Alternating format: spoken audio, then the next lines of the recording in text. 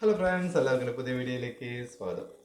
നമ്മുടെ മലയാളം ബിഗ് ബോസിന്റെ പ്രേക്ഷകര് ഒരുപാട് സന്തോഷത്തിലായിരിക്കും. കാരണം ലാലേട്ടന്റെ രണ്ടാമത്തെ പ്രൊമോ വന്നിരിക്കുകയാണ്. ഒബ്വിയസ്ലി ഈ കോമണേഴ്സിനെ തെരഞ്ഞെടുക്കുന്ന ആ ഒരു കാര്യത്തിനെ കുറിച്ച് പറയാൻ തന്നെയാണ് രണ്ടാമത്തെ പ്രൊമോ വന്നിരിക്കുന്നത്. ഇതിൽ കുറച്ചുകൂടെ ഡീറ്റെയിൽഡ് ആയിട്ടാണ് ലാലേട്ടൻ കാര്യങ്ങൾ പറയുന്നത്.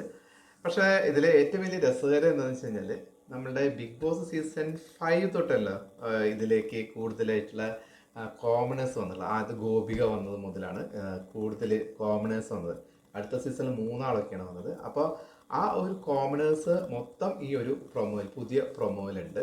ഈ കോമണേഴ്സിൽ ഏറ്റവും പ്രശസ്തനായ ഒരു വ്യക്തി എന്ന് പറയുന്നത് ശരിക്കും നമ്മുടെ അനീഷ് തന്നെയാണ്, അല്ലേ? അനീഷ് ശരി ഫൈനലിൽ എത്തി സെക്കൻഡ് വന്ന ഒരാളാണ്. അപ്പോൾ കോമണർ എന്ന നിലയിൽ ഏറ്റവും കൂടുതൽ ഫേമസ് ആയിരിക്കുന്നത് അനീഷ് തന്നെയാണ്. ഫാൻസ് ഫോളോയിങ്ങും അനീഷ് തന്നെയാണ്. പിന്നെ ഒരുപാട് ജസ്മിൻ ഭായ ഉണ്ടായിരുന്നു. അവർക്ക് ഒരുപാട് ഹേറ്റേഴ്സ് ഉണ്ടായിരുന്നതാണ്. ജാസ്മിനും ഗബ്രിയുടെയും കൂടെ ഒരു കമ്പാനിയൻ എന്നുള്ള രീതിയിൽ നടന്നിട്ട് ഒരുപാട് പേര് ദോഷമായിട്ടുള്ള ഒരു കോമണർ ആയിരുന്നു ജസ്മിൻ ഭായ്. അങ്ങനെയാണെങ്കിലും ജസ്മിൻ ഭായ് ഒരുപാട് ഫേമസ് ആയിട്ടുള്ള ഒരു വ്യക്തി തന്നെയാണ്. പിന്നെ സായിയുടെയും സിജോയുടെയൊക്കെ പെങ്ങളൂട്ടി എന്ന പേരിൽ വന്നിട്ടുള്ള നന്ദനയായിരുന്നു കുറച്ചും കൂടി ഒരു ഫേമസ് ആയിട്ടുള്ളത്. നന്ദനയ്ക്ക് ഇതുപോലെ തന്നെ ഒരു പ്ലസ് വൺ ആണ്, മൈനസ് വൺ ആണ്. എനിക്ക് കൂടുതൽ ആൾക്കാർക്ക് ഇഷ്ടപ്പെട്ടില്ല ഒരു പെങ്ങളൂട്ടി. ആദ്യം വന്നപ്പോൾ നല്ല രസത്തിലൊക്കെ കളിച്ച് വന്ന്, പിന്നെ ഈ പെങ്ങളൂട്ടി എന്നുള്ള രീതിയിലൊരു വന്നപ്പോൾ ആൾക്കാർക്ക് അത് പെട്ടെന്ന് വെറുത്തുപോയി. അതുകൊണ്ട് നന്ദന പെട്ടെന്ന് ഔട്ടാവും ചെയ്തിട്ടുണ്ട്. പിന്നെ നിഷാന അങ്ങനെ പറഞ്ഞിട്ട് ഒരാളുണ്ടായിരുന്നു. അപ്പോൾ കുറച്ച് കോമനേഴ്സ് ഒക്കെ ഉണ്ട്. അപ്പോൾ അവരൊക്കെയാണ് ഈ പ്രൊമോയിൽ വരുന്നത്.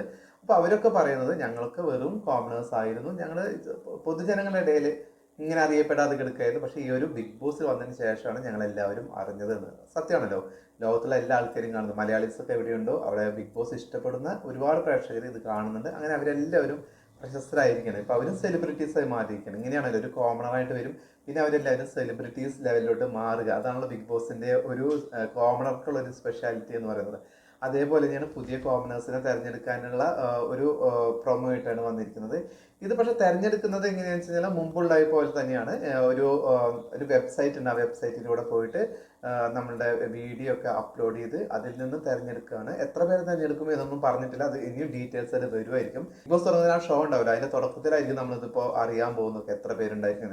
ഇനി വരും എപ്പിസോഡിലൊക്കെ അല്ലെങ്കിൽ പ്രൊമോസിലൊക്കെ ഇനി ഇതിൽ എത്ര പേര് വരും എന്നുള്ളതിന്റെ റിവീൽ ചെയ്യോ എന്നൊന്നും നമുക്ക് അറിയില്ല. എന്നാലും ലാലേട്ട് ഇപ്പൊ അതൊന്നും പറഞ്ഞിട്ടില്ല.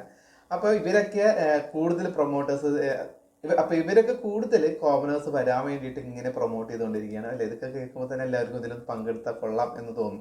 ബിഗ് ബോസ് അതിന്റെ ഒരു പ്രത്യേകത എന്ന് വെച്ചാൽ, ബിഗ് ബോസ് ഇങ്ങനെ ഷോ ഇങ്ങനെ നടന്നുകൊണ്ടിരിക്കുന്ന സമയത്ത് ഒരുപാട് ആൾക്കാർ ഇതിനെ വെറുത്തുകൊണ്ടിരിക്കും. അത് കഴിയുമ്പോഴും ഇതിനെ വെറുത്തുകൊണ്ടിരിക്കും. അത് കഴിഞ്ഞ് വീണ്ടും അടുത്തൊരു ബിഗ് ബോസ് വരുന്നു എന്ന് കേൾക്കുമ്പോൾ തന്നെ ഇതിലേക്ക് പങ്കെടുക്കാനായിട്ട് ഒരുപാട് ആൾക്കാർ ആഗ്രഹിക്കുന്നുള്ളത് ഇതിന്റെ പ്രത്യേകതയാണ്.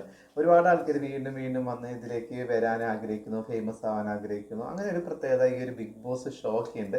അതെന്താ വെച്ച് കഴിഞ്ഞാൽ, ഒരു സീരിയൽ അഭിനയിക്കുന്നതോ അല്ലെങ്കിൽ ഒരു സിനിമയിൽ ചെറിയൊരു റോൾ അഭിനയിക്കുന്നതിനേക്കാളും വലിയ ഒരു ഹൈപ്പാണ് ബിഗ് ബോസിൽ ഒരാൾ വന്നു എന്ന് പറഞ്ഞാൽ. അത് നെഗറ്റീവ് ആയിക്കോട്ടെ പോസിറ്റീവ് ആയിക്കോട്ടെ, എല്ലാവർക്കും ബിഗ് ബോസിൽ വന്നു എന്ന് പറഞ്ഞു കഴിഞ്ഞാൽ ഒരു ചെറിയ ഹൈപ്പൊക്കെ കിട്ടുന്നത്. അതുകൊണ്ടാണ് ഈ ഒരു സീരിയലിൽ അഭിനയിച്ചിട്ടോ അല്ലെങ്കിൽ സിനിമയിൽ ചെറിയ ചെറിയ റോളുകൾ അഭിനയിക്കുന്ന ആൾക്കാരൊക്കെ പെട്ടെന്ന് ബിഗ് ബോസിൽ വരാൻ ആഗ്രഹിക്കുന്നത്.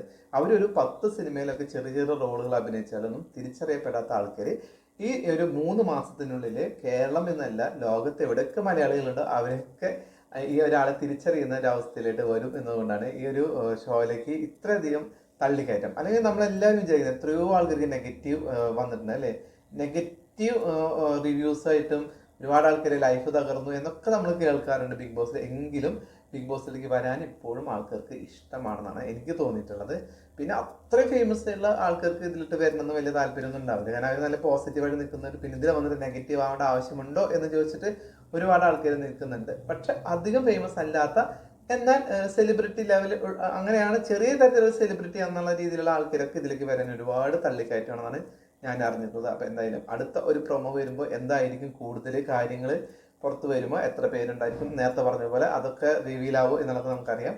അപ്പൊ എന്തായാലും ലാലേട്ടൻ എന്തായാലും 2 പ്രൊമോ തന്ന സ്ഥിതിക്ക് എന്തായാലും ഇനിയിപ്പോ അടുത്തടുത്തടുത്ത് ബിഗ് ബോസ് എന്നാണ് സ്റ്റാർട്ട് ചെയ്യുക എന്നുള്ളതിന്റെ ഒക്കെ ഒരു പ്രൊമോ ഒക്കെ വരാനായിട്ടുള്ള ചാൻസ് കൂടുതലാണ്. മിക്കവാറും ഓഗസ്റ്റിലേക്ക് ആയിരിക്കും എന്നാണ് കേൾക്കുന്നത്. ഓഗസ്റ്റ് ഇപ്പോഴും ഒരു സൺഡേ സ്റ്റാർട്ട് ചെയ്യും എന്നുള്ള കാര്യം ഉറപ്പാണ്. അപ്പോൾ ഓഗസ്റ്റിൽ ഏതാണ് ആദ്യത്തെ സൺഡേ, ചിലപ്പോൾ അതിലായിരിക്കും സ്റ്റാർട്ട് ചെയ്യുന്നത്. എന്തായാലും നമുക്ക് വെയിറ്റ് ചെയ്യാം.